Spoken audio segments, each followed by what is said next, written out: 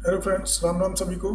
तो बिगनर्स कैसे trading start करें, पार्ट 2 में आपका स्वागत है सभी का। तो देखिए, फर्स्ट पार्ट में हमने डिस्कशन किया था कि आप अपने प्राइस को कैसे डिस्ट्रीब्यूट करते हैं ट्रेडिंग के अंदर। आप अगर बिगनर हो तो स्टॉक से स्टार्ट कर सकते हो। आप अगर थोड़ा बहुत एक्सपीरियंस अगर आप मार्केट में 1-2 साल का अगर आपको हो चुका है तो अब आप ऑप्शन ट्रेडिंग में आ सकते हो।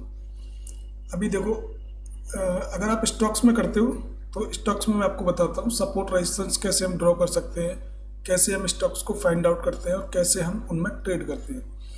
बेसिकली इंट्राडे के लिए कुछ स्टॉक्स हैं जो कि ट्रेडिंग के लिए अच्छे होते हैं, जैसे HDFC bank, Reliance, Asian paint और Maruti Suzuki, Tata motors, JSW, tech Mahindra, PNB, sun pharma, AU bank, एसन मोटर। ये सब जो स्टॉक्स हैं ना, ये इंट्राडे के लिए बेस्ट रहते हैं। तो आप जो जो भी स्टॉक्स यहाँ पर सेलेक्ट करें इंट्राडे के लिए, वो थोड़े ऐसे स्टॉक सेलेक्ट करें जिसमें कि वॉल्यूम अच्छे से वर्क करता हो, जिसमें वॉल्यूम हो।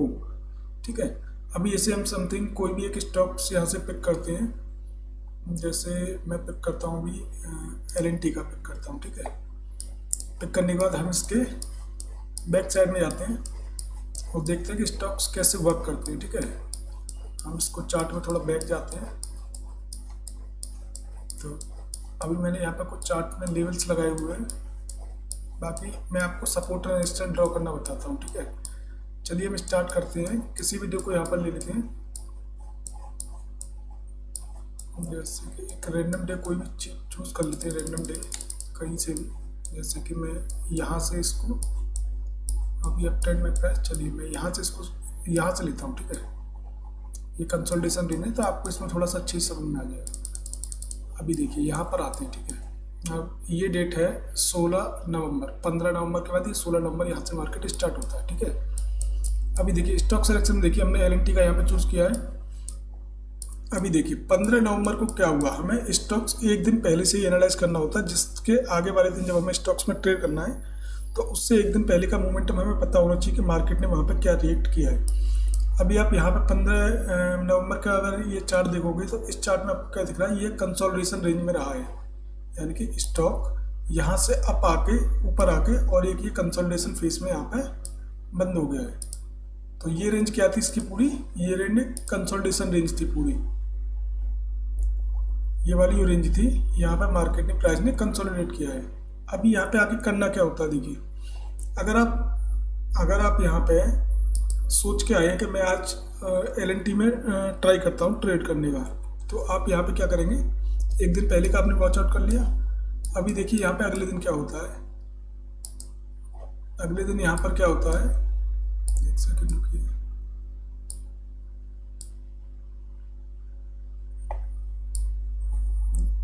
सिस्टम स्लो हो गया। अभी देखिए मार्केट ओपन हुआ कहाँ पर, जहाँ पर ये कंसोलिडेशन रेंज थी इसी के अंदर ओपन हुआ।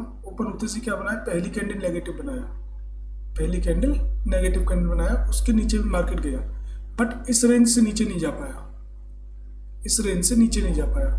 तो जब भी हमें कोई ऐसी रेंज मिलती है, इस रेंज के नीचे अगर मार्केट नहीं जा पा रहा है तो इसका हमें क्या देखना है, इसके नीचे क्यों नहीं गया मार्केट, इस रेंज के नीचे मार्केट क्यों नहीं गया। तो ये हमें बताता है स्टॉक की हिस्ट्री पीछे से, यहाँ से इस रेंज के नीचे मार्केट नहीं जा पाया। तो इसकी हिस्ट्री में क्या है, तो इसकी हिस्ट्री में जाके जब हम लोग देखेंगे तो हम लोगों को यहाँ पे समझ में आएगा कि ये जो था ये वाला रेंज जो था, ये इसके लिए पहले क्या था, यहाँ पे एक रेजिस्टेंस लेवल था। ये रेंज क्या थी, यहाँ पर एक, ये इस स्टॉक के पास एक रेजिस्टेंस था, ये वाला लेवल। जब प्राइस के नीचे था, मॉर्निंग में ऊपर नहीं जा पाया, उसके बाद जब ऊपर गया तो ये ऊपर जाके यहाँ कहीं पर रेजिस्टेंस लिया, उसके बाद प्राइस नीचे आया, फिर से रेजिस्टेंस लिया, फिर से रेजिस्टेंस लिया, और फिर जब ये ऊपर आया, तो क्लोजिंग भले ही इस कैंडल ने हमें यहाँ पे दिखाई है, बट एक्चुअल में क्लोजिंग जो हुई उसकी, एक्चुअल में जो क्लोजिंग हुई है उसकी वो यहाँ कहीं पर हुई है। ठीक है, तो ये क्या बना, इसके लिए एक सपोर्ट रेंज बना। अभी हम लोग ट्रेड करना है यहाँ पर 16 नवंबर को। तो इसके ऊपर क्या हुआ, अगले दिन प्राइस को यहाँ पर कंसोलिडेशन हुआ। कंसोलिडेशन मीन्स यहाँ पर एक जगह पे प्राइस जो है स्टेबल रहा। अभी देखिए अगले दिन हम मार्केट में आते हैं यहाँ पर। ठीक है, अब मार्केट में हम कहाँ पर आते हैं, यहाँ पर ट्रेड करने के लिए। मान के चलिए आज के दिन हमने यहाँ पर आए, मार्केट यहाँ खुलते ही नीचे गया, तो हमको क्या दिखेगा सबसे पहले, ये वाला सपोर्ट एरिया, ये वाला सपोर्ट एरिया। अगर हमें यहाँ पर अगर पी साइड में ट्रेड बनाना होता है यानी कि इसको अगर शॉर्ट करना होता तो हम कहाँ करते हैं, इसके ब्रेकडाउन के बाद में। बट मार्केट ने क्या किया, मार्केट ने यहाँ पर एक सपोर्ट क्रिएट किया। सपोर्ट क्रिएट करने के बाद में जब भी कोई भी यहाँ पर, जो यहाँ पर देखिए इससे इस कैंडल को देखिए, इस कैंडल की लेंथ देखिए, इसमें कितने सेलर थे। उसके बाद में इस वाली कैंडल की लेंथ देखिए, इस वाली कैंडल की लेंथ देखिए, और इस वाली कैंडल की लेंथ देखिए। क्या हो रहा है यहाँ पर, धीरे धीरे यहाँ पर सेलर्स जो है वो कमजोर पड़ते जा रहे हैं। इस लेवल पर आके, इस लेवल पर आके क्या हो रहा है, सेलर्स यहाँ पर आके कमजोर पड़ते जा रहे हैं। अभी हमें क्या करना होगा, यहाँ पे हमें सेलिंग के बारे में नहीं सोच रहे, क्योंकि यहाँ पे सेलर्स कमजोर हो रहे हैं। हमें सेलर्स के साथ अगर होना है तो सेलर्स का स्ट्रांग होना जरूरी है। बट अगली ही कैंडल में यहाँ पे क्या हुआ, यहाँ पर बायर्स स्ट्रांग हो गए और इन्होंने क्या किया, जो ये तीनों कैंडल है जो सेलर्स से बनाई थी छोटी छोटी, उन सब कैंडलों को इस एक कैंडल ने ग्रैब कर लिया, पूरा अपना अंदर पूरा ग्रैब कर लिया इस एक ही वाली कैंडल ने। तो हम लोग क्या कर सकते हैं यहाँ पे, एक तो यहाँ पे हमें दिख रहा है कि ये वाला एक सपोर्ट लेवल है, सपोर्ट लेवल पर मार्केट आया है। मार्केट सपोर्ट आने के बाद में एक अच्छी बुलिश कैंडल अगर बना रहा है तो हम इस कैंडल की क्लोजिंग के बाद में यहाँ पर एक सी की ट्रेड इनिशिएट कर सकते हैं। टारगेट अपना क्या रहता है, टारगेट रहता है नेक्स्ट रेजिस्टेंस। नेक्स्ट रेजिस्टेंस कौन सा आ रहा है, ये वाला लेवल, ये वाला लेवल जहाँ पर कि मार्केट कल के दिन रेजिस्टेंस लिया है। तो ये क्या बनेगा, एक रेजिस्टेंस लेवल बनेगा। यहाँ से क्या किया, मार्केट ऊपर गया, रेजिस्टेंस को हिट किया, अपना प्रॉफिट यहाँ पर बुक किया आपने। उसके बाद प्राइस क्या हुआ, यहाँ पर कंसोलिडेशन में गया। कंसोलिडेशन में जाने के बाद में इसने फिर से यहाँ पर ब्रेक किया। अभी यहाँ पर ब्रेक करने के बाद देखना है कि मार्केट अगर ब्रेक करके जा रहा है, देखिए मार्केट के ऊपर जाने का एक सेंटीमेंट होता है, कैसे मार्केट ऊपर जाता है, ऊपर गया नीचे आया, अगर फिर से अगर उस हाई को ब्रेक कर रहा है इट मीन्स मार्केट यहाँ पर बुलिश है और मार्केट अब ट्रेंड में रहने वाला है। बट मार्केट अगर रेजिस्टेंस को ब्रेक करके ऊपर की तरफ और फिर नीचे आके उसी सपोर्ट को ब्रेक कर रहा है, जिस रेजिस्टेंस को ब्रेक करके गया है, अब वो उसके लिए जो सपोर्ट बनना था अगर उस सपोर्ट को भी ब्रेक कर रहा है नीचे की तरफ, इट मीन्स मार्केट पॉजिटिव नहीं हुआ है। क्या हुआ है, इट मीन्स मार्केट यहाँ पर पॉजिटिव अभी तक नहीं हुआ है। तो उस केस में हमें क्या करना है, उस केस में हमें करना क्या होगा, यहाँ पर इस रेजिस्टेंस लेवल को अगर ये यहाँ पर सपोर्ट की तरह रिएक्ट नहीं करता और मार्केट इस वाले हाई के द्वारा ऊपर नहीं जाता, तो इस सपोर्ट के ब्रेकडाउन के बाद में हम यहाँ पर एक रिवर्स यानी कि सेलिंग पोजीशन बना सकते हैं। कहाँ तक के लिए, नेक्स्ट सपोर्ट तक के लिए। नेक्स्ट सपोर्ट अब मार्केट का कहाँ आएगा, यहाँ से अगर मार्केट फॉल हुआ तो नेक्स्ट सपोर्ट कहाँ आएगा, ये वाला लेवल। तो मार्केट एग्जैक्टली वहाँ तक आया, एग्जैक्टली मार्केट घुमा फिरा के उसी लेवल तक आया और यहाँ पर आके कहीं पर क्लोज कर दिया। अब देखिए अगले दिन आया, अगले दिन आपने फिर से सोचा चलिए ठीक है मैं इसी में ट्रेड करता हूँ। अब अगले दिन देखो मार्केट कहाँ पर ओपन हो रहा है, मार्केट ओपन हो रहा है यहीं पर। तो ये क्या लेवल है, ये क्या लेवल बनेगा, यहाँ पर सपोर्ट लेवल है। सपोर्ट लेवल के पास में अगर पहली कैंडल अगर कोई बुलिश कैंडल बन जाती है, अगर सपोर्ट लेवल के पास में अगर पहली कोई कैंडल अगर बुलिश कैंडल बन जाती है और बुलिश कैंडल का अगर हाई ब्रेक कर रही है कोई भी कैंडल, तो आप यहाँ सी में एंट्री कर सकते हो। कहाँ तक के लिए, जो रजिस्टेंस था अपना वहाँ तक के लिए। तो यहाँ से यहाँ तक का इजीली टारगेट आपको मिल गया। अभी उसके बाद में क्या हुआ, मार्केट ने ब्रेक करके दिखाया फिर से नीचे आ गया, ब्रेक करके दिखाया फिर से नीचे आ गया। मतलब इस रेजिस्टेंस को मार्केट ब्रेक नहीं कर पा रहा है, ब्रेक नहीं कर पा रहा है। अब इसके लिए रेजिस्टेंस कौन सा बनेगा, क्योंकि प्राइस जहाँ तक एक बार जा चुका है वो इसका नेक्स्ट रेजिस्टेंस होगा। तो वो नेक्स्ट रेजिस्टेंस कौन सा लेवल होगा, ये वाला लेवल। ये लेवल कौन सा है, ये लेवल है 30,080 का लेवल। ठीक है, ध्यान से देखिएगा यहाँ पर, ये लेवल कौन सा है, 30,081 का लेवल। अभी मार्केट क्या होता है, यहाँ पर घूमने फिरने के बाद में मार्केट यहाँ पर इसको ब्रेक करता है। यहाँ पर प्राइस स्लोली ऊपर गया नीचे आया, ऊपर गया नीचे आया और यहाँ पर आके इसको ब्रेक कर दिया। अभी अगर इसको ब्रेक ये कर देता है तो इसका नेक्स्ट सब रेजिस्टेंस कहाँ पर आएगा, यहाँ से ब्रेक करने के बाद में आपको कैसे पता चलेगा कि मेरे को कहाँ तक के लिए इसमें बैठना है, टारगेट कैसे पता चलेगा, वो इस स्टॉक की हिस्ट्री आपको बताएगी। ये पीछे अगर गया है नीचे से ऊपर तो ये कहाँ तक गया है। तो ये जो है आप जब भी किसी भी स्टॉक का देखोगे तो ये हिस्ट्री आपको बता देगी कि प्राइस यहाँ तक एक बार ऊपर गया है, यहाँ से सेलिंग में आया है। अभी यहाँ से अगर ब्रेक करके जा रहा है तो इसका रेगुलर रेजिस्टेंस क्या होगा, यानी कि हमें प्रॉफिट बुकिंग कहाँ पर करनी है, यहाँ पर करनी है। ठीक है, तो ये प्राइस का एक रिदम होता है। अगर आप इंट्राडे ट्रेड करते हो स्टॉक्स में या स्टॉक से अगर आप शुरुआत कर रहे हो तो ये बेसिकली एक चीज़ें हैं जिनको कि आपको सीखना होगा कि प्राइस अगर ब्रेकआउट करके जा रहा है तो उसका अगला स्टॉप कहाँ पर होगा, प्राइस कहाँ तक जा सकता है, जहाँ तक कि लास्ट टाइम कभी प्राइस गया होगा। अगर लास्ट टाइम का कोई भी प्राइस नहीं है, मान लीजिए ऑल टाइम हाई पर चल रहा है, तो फिर इसमें फिर डरने की जरूरत नहीं है। ये फिर आपके हाथ में नहीं है ये कहाँ तक जाएगा, वो प्रॉफिट आपको देता रहेगा। ठीक है, अगर यहाँ पे इसका कोई हाई नहीं बना होता और ये अगर ऑल टाइम हाई होता तो ये फिर नीचे गिरता ही नहीं, ये चलता रहता, या फिर यहाँ पर कहीं पर सपोर्ट लेके वहीं की भी रुक जाता। बाकी इसमें सेलिंग आना थोड़ा सा मुश्किल हो जाता है फिर, क्योंकि वहाँ पर सेलर एक्टिव ही नहीं होती। अभी देखिए फिर हम चार्ट में थोड़ा आगे आ जाते हैं। अब देखिए मानिए इन 2 दिन क्या हुआ, यहाँ पे मार्केट कंसोलिडेशन में रहा। 2 दिन कंसोलिडेशन में रहने के बाद में क्या किया मार्केट ने, यहाँ पर कंसोलिडेशन में रहने के बाद में ये यहाँ पे एक ब्रेक डाउन किया। ये एक सपोर्ट था ना, ये वाला एक लेवल जो था, ये एक सपोर्ट लेवल है, ये वाला लेवल। अब इस लेवल का क्या किया, यहाँ पे इसने ब्रेक डाउन दिया यहाँ पर।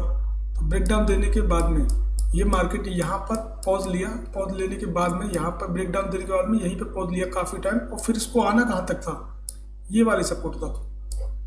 आना कहाँ तक था, इस वाले सपोर्ट तक। अगर मान लीजिए मार्केट इस सपोर्ट को भी ब्रेक करके नीचे आया है तो कहाँ तक आएगा, ये आपको दिखाएगा चार्ट। हिस्ट्री में जाओगे, यहाँ पर आप एक लाइन लगा लीजिए, हॉरिजॉन्टल लाइन। अभी आपको इस प्राइस की हिस्ट्री पता चल जाएगी पीछे यहीं पे आके क्यों रुका है, क्योंकि यहाँ पर भी एक ये वाला सपोर्ट था जो यहाँ पर रेजिस्टेंस की तरफ वर्क कर रहा था, ये यहाँ पर एक सपोर्ट बन गया। अभी इस सपोर्ट से क्या हुआ, बाइंग आई। ठीक है, इस सपोर्ट से बाइंग आई, तो मे भी पॉसिबल है कि मार्केट जब भी सपोर्ट से यहाँ पर बाइंग आई है तो दोबारा अगर मार्केट अगर इस रेंज में आएगा तो यहाँ से फिर से बाइंग आने का एक चांस है। तो आपको रिस्क कहाँ लेना है, रिस्क लेना है आपको सपोर्ट पर। अगर आप बाइंग में इंटरेस्टेड हो, अगर आप बाइंग कर रहे हो तो आपको रिस्क कहाँ लेना है, रिस्क लेना है आपको इस सपोर्ट पर। जैसे ही मार्केट इस सपोर्ट के आसपास आता है, आप यहाँ पर एक अपसाइड का एक पोजीशन बनाइए, और जो ये वाली स्विंग लगी हुई है, इस स्विंग के नीचे का अपना एसएल लगा लीजिए, ऐसे कुछ करके जो सपोर्ट है उसके नीचे का एसएल, और ये अपना टारगेट रख लीजिए जो यहाँ का हाई है, जो इस वाली स्विंग का हाई है, ये वाला अपना टारगेट रख लीजिए, आपको इजीली यहाँ पे टारगेट मिल जाएगा। ठीक है, उसके बाद क्या हुआ, ये एक हाई बना, ये एक हाई बना हुआ था, मार्केट क्या किया, इस वाले हाई तक गया, इस वाले हाई तक गया। उसके बाद क्या हुआ, यहाँ पर प्राइस ने क्या किया,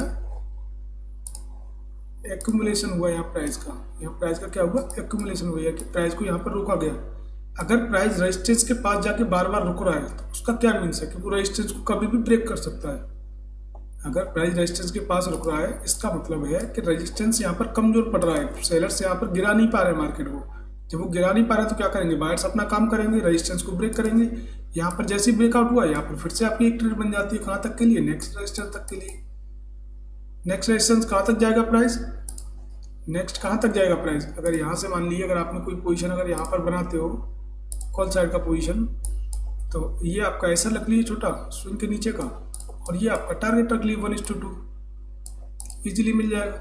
अभी नेक्स्ट स्विंग कहाँ तक जाती है इसकी, जो ये वाला रेजिस्टेंस है। सिंपल, जितना आप सिंपल चार्ट को रखोगे, जितना आप सिंपल सपोर्ट रेजिस्टेंस को समझ जाओगे, उतना सिंपल आपके लिए यहाँ पर ट्रेडिंग हो जाएगी। देखिए मार्केट जब भी किसी रेजिस्टेंस को ब्रेक करेगा, नेक्स्ट रेजिस्टेंस तक जाएगा।